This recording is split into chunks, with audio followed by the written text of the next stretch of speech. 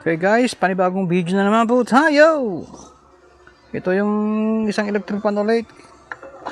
Yo. Naging sira naman ito ay nako, siya parehas din eh. Sira din. Guys, ang galing oh.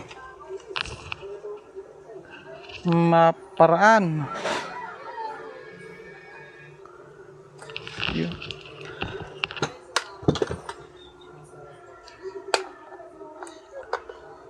Natin anong problema nito.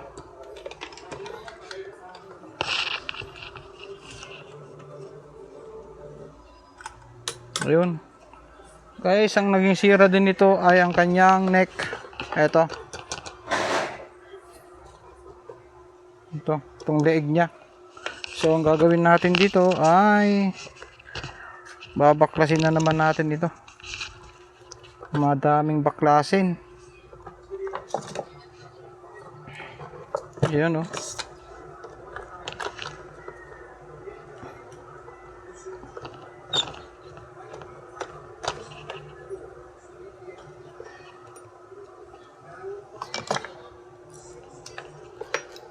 Ayan. Panipunin natin yung mga ano.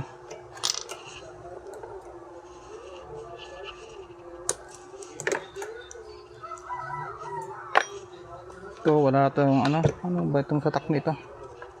Tatakbuhin.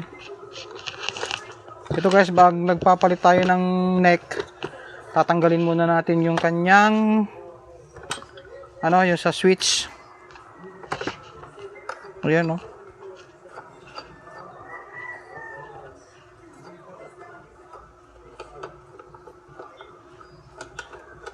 Tuturo ko sa inyo kung paano pagkatanggal ano, kung paano magpalit ng neck. Ito po, ito.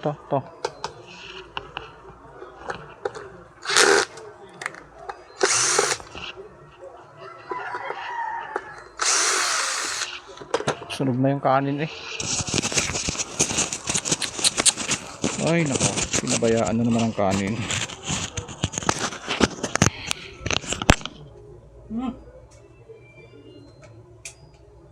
Sunog ang kanin. Yung kanin eh, sunog na. Ha?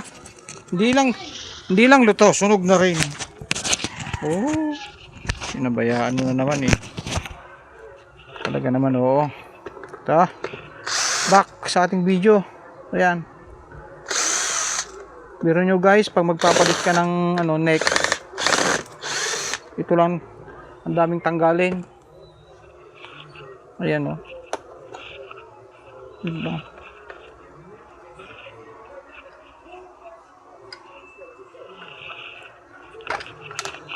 Ito. Puputulin nyo ito guys.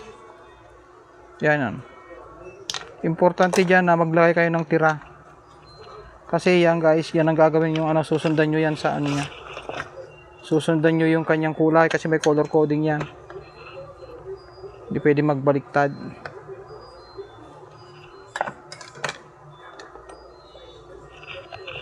Ayan o. Yan. Hahalwatin natin yan. Tapos guys, tatanggalin natin to. Yun. Lumilapon na.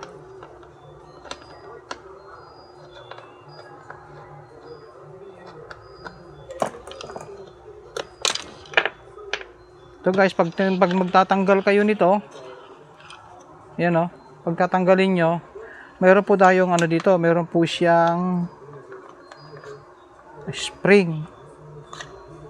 Yan o, saka yun. At saka ito. Importante yan. Ayan o, spring nya. Kaya lang wala na yung kanyang ano, yung meron ditong plastic pa na ano, nakalagay. Wala na rin. Hahanapan pa natin yun. Maghahanap tayo nun. Okay, ayan muna. Lalagay muna natin dito. Tapos, lahat ng tornilyo, lalagay natin dito. Yan. Tapos, ito guys, ang gagawin natin dito, totally nabuksan na natin lahat. Kailangan na nating i-recon. Yan, lilinisan na natin para wala nang ano. Para pag dinala natin sa customer natin, ayos na. Ang ano lang nito, wala siyang takip kaya sobrang dumi.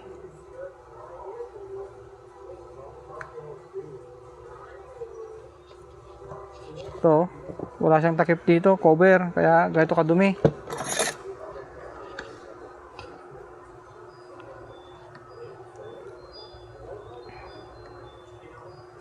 Siyempre, titignan muna natin, check upin natin ang kanyang capacitor. Ayan.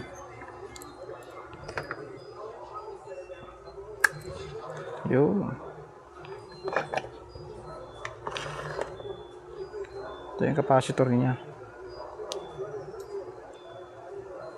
Ang capacitor po ay ito po yung kanyang starting.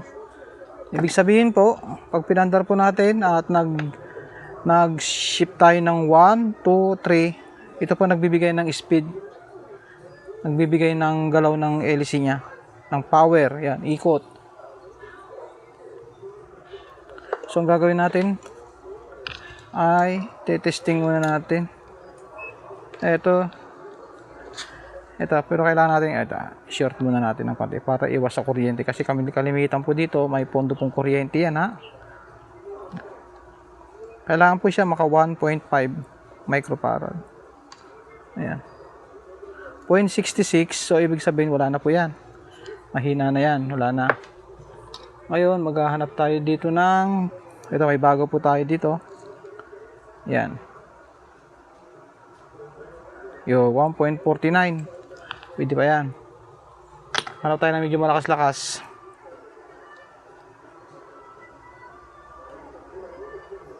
$1.52. Yan. Yan nilalagay natin. So, next step natin ay baba talaga.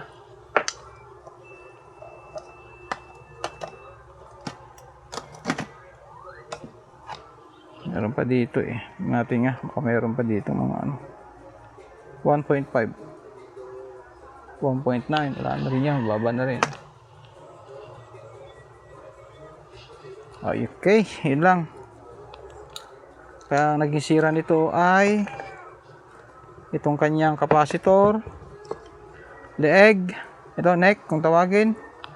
Yan ang papalitan natin guys. Tapos hahanapan natin ito ng cover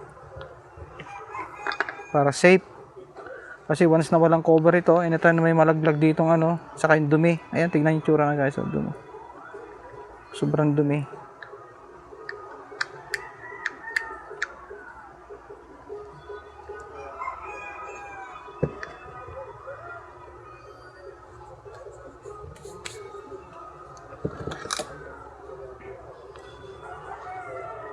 Yan lang guys ang gagawin natin. Maliban doon, wala na po siyang problema. Basta naging problema lang po nito, lieg at saka yung kanyang capacitor. Maliban doon, wala na po nang gagawin. Babaklasin lang po natin ito dahil gusto nating malinis muna. Yan, lilinisan natin yan. Okay? Yan po. Sigurado ito, hindi matatanggal yan. Kaya, ang gagawin natin, ito, lilihain natin yan.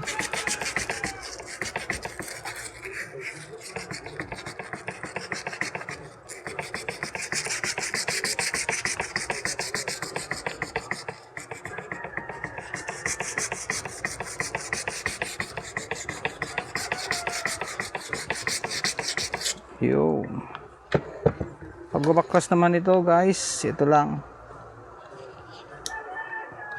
Ayan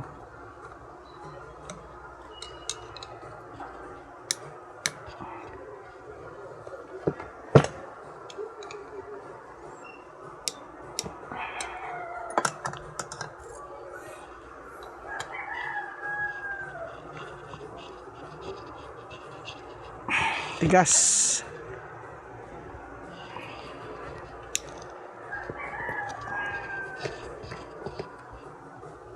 Pag ganyang matigas, meron po tayo dito guys, special tools. Ayan Pag sinundot po natin yan, mas malakas ang presa nito.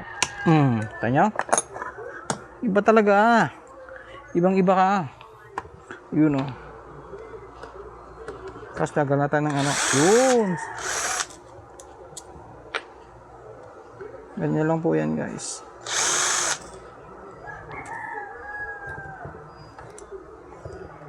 Yan o.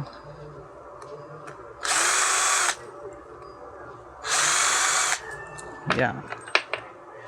So guys, tatanggalin na rin natin to. Papalitan na rin natin to. Ayaw na matanggal. Kung ayaw matanggal guys, gagawin natin. Yan, tatapon natin. Ay, hindi pala. Ayun.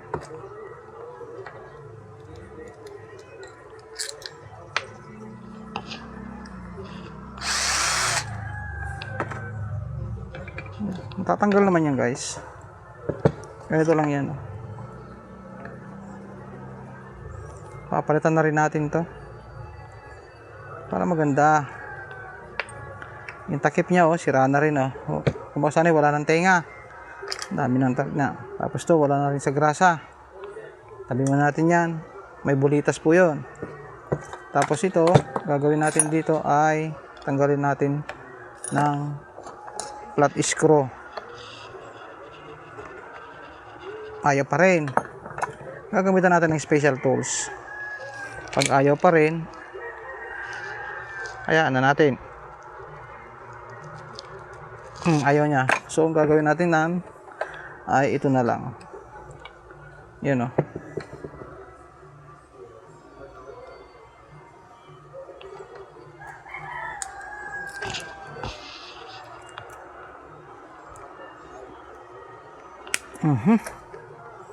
Importante na ibinibideo ko to guys para alam ng may-ari pag pinakita natin. Ebidensya natin na mayroon tayong pinalitan at mayroon tayong ginawa sa kanyang electric pan. Yan, kalas-kalas na yan guys. Ito yung kanyang motor. Gagawin lang natin dito ay punas na lang, huwag na natin basay, mayroon magpatuyo. Ayan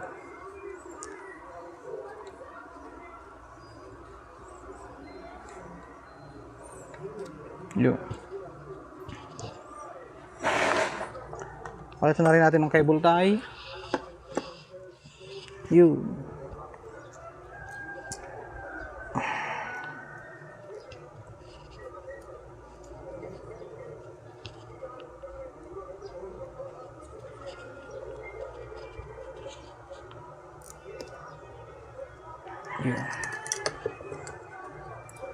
Kasi guys, pagka sa katagalan kasi yung mga cable tie niyan lumulutong. Yan, kaya papalitan na rin natin yan. Yan ganun lang paglilinis yan. Yung loob, yun.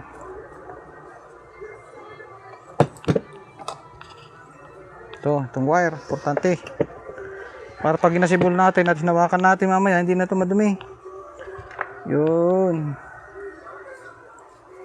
Yan ganyan lang guys ang paglilinis niya. Pag nalinisan mo, tabi mo na siya ulit. Yan. Bigay mo siya sa tabi. Tapos yung isa naman, tatanggalin mo yan. Yan okay pa. Susunod mong lilinisan itong kanyang housing. Ayan. Ganyan po ang sakit ng mga electric pang pag wala pong takip ang likod. Ayan ganyan lang paglilinis niyan.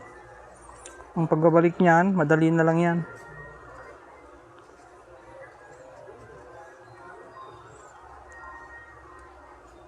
Ayan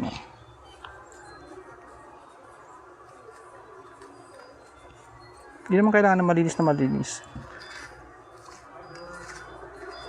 Kailangan lang ng konting linis na medyo okay na para kung sakasakaling hahawakan ulit, maayos na. Ayan. Tapos guys, lagyan natin to ng basahan. Tapos ganoon din natin. Yan, ikutin. Ayan lang, ikutin lang na ganyan yung basahan. Yan, malinis na ulit yan. Mix natin yung isa. Biya, may tubig tayo, biya na Meron pa yata kuya? Meron pa yata. Tubig? Basyo? Iisa pa? Wala, bingi. Bingi na yung ating katuwang sa buhay. Ha? Wala na, bingi na po yung asawa ko. Baka gusto mo yung mag-donate ng dyan. Ng tawag dito. Ang dami pa, dalawa lang. Meron nga ba? Eh, dalawa. Ayun, isa, dalawa, tatlo pa eh. Tatlo pa nga. May Ito, dalawa, oh. Bila, lagyan mo na ba? Oo nga. Ha? Ikaw. Ano, wag mo na, sisaro na. I-stack na, mainit. Na. Sige. Yun lang kasi tatanungin pa ako, mami siya na nga mag-desisyon. Hindi, may ginagawa kasi ako. Oh, sasabihin na, sige kuya yung dalawa. Wala. Nagbablog nga ako. Maram? Ay, patay mo nga siya pa sa loob. Ganyan talaga, vlogger ang asawa mo. Vlogger. O, subscribe na kayo.